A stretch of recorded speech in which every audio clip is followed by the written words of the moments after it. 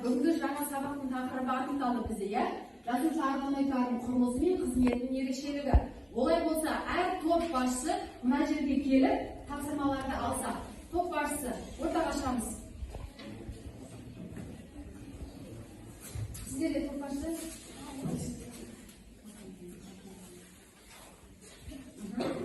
Енді осы берілген тапсырма бойынша алдарыңызда пост құрастырасыздар. Постқа бірінші критерий органоидтарды жазасыздар. Органоидтардың қызметі мен құрылысы туралы жалпы сипаттама бересіздер. Онда іске сәт 5 минут постер құрауға.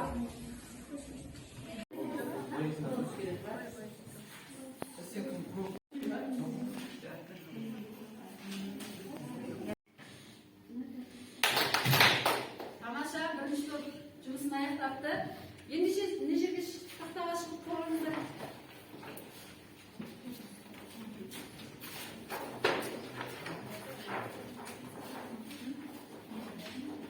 Сіздерге қандай тапсырма берілді?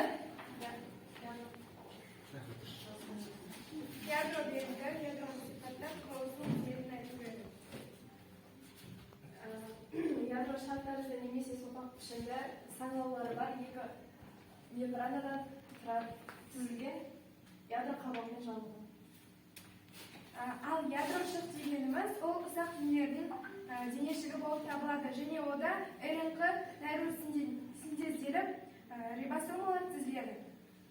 Ядроның қызметі ол зат алмасу және энергия алмасу сияқты жасушалардың тіршілігін реттейді және сонымен қатар тұқым қуалау ақпараттарын тасымалдайды. ДНК-да тұқым қуалау ақпараты сақталған. Сондықтан ядрода организмнің бүкіл ақпараты жинақталған. Тамаша. Қояр сұрақтарыңыз бар ма? Екінші, үшінші топтан. Ядродан сұрақ бар ма? Тамаша түсіндірді? Жарайсыздар, отырыңыздар. Ортаға салма.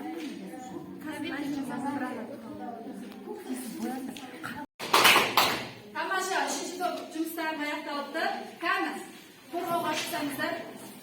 Ядро мембрана және бокоз орналасқан алдын алу цитоплазманың өзі. Цитоплазма жасушаның ішін толтырып тұрған тұтқыр сұйықтық. Оның негізгі қызметі ядро мен басқа органоидтердің арасында байланыс, зат тасымалын қамтамасыз етеді. Бұл негізінен эндоплазмалық тордан бөлінген сұйықтық арқылы түзіледі. Тамаша. Цитоплазма негізінен судан тұрады, бірақ олардың арасында ферменттер, органеллар, органикалық молекулалар және тұздар кездеседі. Көптеген жасушалық процестер осы цитоплазмада кездеседі. Оларды атап өтетін болсақ, ақуыздар синтезі, жасушалық тыныс, митоз және миоз. Цитоплазма негізінен екіге бөлінуге болады: экзоплазма және эктоплазма. Эндоплазма және эктоплазма. Эндоплазма бұл цитоплазманың орталық аймағы деп айтуымызға болады, ал эктоплазма бұл перифериялық бөлігі. Тамаша. Бірінші, екінші топ сұрақтарыңыз бар ма? Цитоплазма туралы. Қояр сұрақтарыңыз бар ма? Жоқ па? Өте тамаша, жарайсыздар, отырыңыздар. Жарайсыңдар, оқушылар, топтық жұмысты жақсы деңгейде орындадыңыздар, жоғары деңгейде. Олай болса, бүгінгі тақырып бойынша оқулықтарын ашыңыздар, жасуша органоидтарының ерекшеліктерін ашып, негізгі терминдерді дәптерге түсіріп алыңыздар. Мембранада бірнеше құрамдардың тасымалдауының бірлескен механизмі бар болады. Және органоидтар постмембранал және бір мембранасы болып бөлінеді. Постмембраналы органоидтардың бұл пластиктер, митохондрия және ядродан екі мембранамен қоршалған бір мембраналы вакуумдық органоидтар, мезосомалар және бөлшек жиынтығы. Тамаша.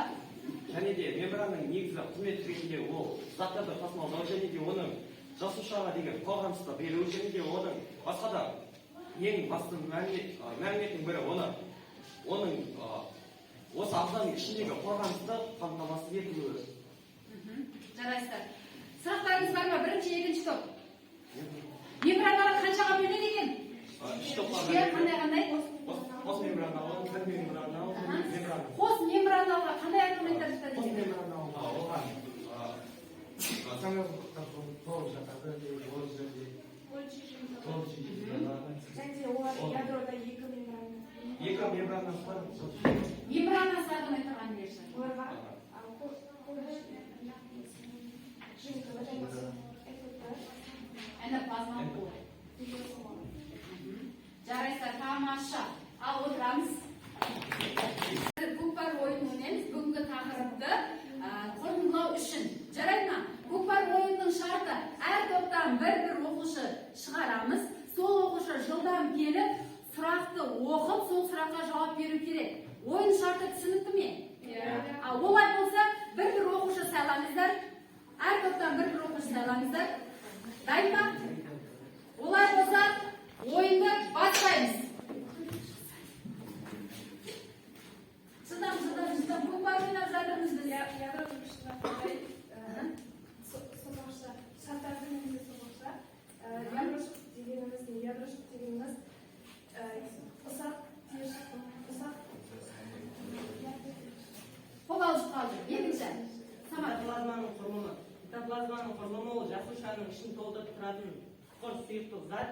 Ол негізі плазмалық тордан бөлінеді, сұйықтықтан құралады. Жарайсың. Биологиялық мембрана құрамында болатын құрылымдар ол эукариоттар және петинді. Молодец. Жарайсың. Ал екінші жұп. Екінші жұп тағы да. Бір жұптан шығамыз. Бірінші топ, екінші топ. Жылдам. Үшінші топ. Ал бастаймыз. Ядроның қызметі қандай? Ядроның қызметі ол зат алмасу және энергия алмасу жасушаларының тіршілігін реттейді. Және де ол ұрпақтан ұрпаққа ақпаратты тасымалдайды. Жарайсың. Мембрананың қызметі жасуша, ол жасушадағы аргументтерді қорғау. Қорғаныс қызметі қандай жасушада? Аргументтерді үшке бөледі және оларда аргументтер жалпы қос мембраналы, үшке бөледі қос мембраналы, бір мембраналы және мембранасыз. Жарайсыздар, тамаша.